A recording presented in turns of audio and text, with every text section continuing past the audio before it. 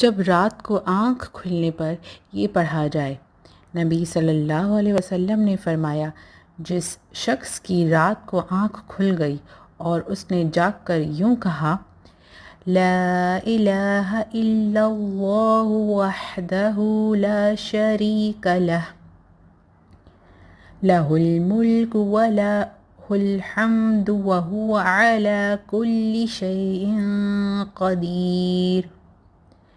الحمد للہ وسبحان اللہ ولا الہ الا اللہ واللہ اکبر، ولا حول ولا قوة الا باللہ۔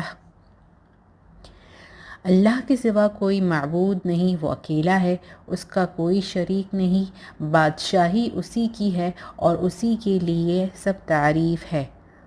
اور وہ ہر چیز پر کامل قدرت رکھتا ہے۔ سب تعریف اللہ ہی کے لیے ہے، اللہ پاک ہے، اس کے سوا کوئی معبود نہیں، اور اللہ سب سے بڑا ہے، اور اللہ کی مدد کے بغیر نہ برائی سے بچنے کی ہمت ہے، نہ نیکی کرنے کی طاقت۔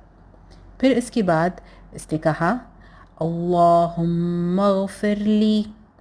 یا کوئی دعا کی تو اس کی دعا قبول کی جاتی ہے، اور اگر اس نے وضو کیا اور نماز پڑھی تو اس کی نماز قبول کی جاتی ہے۔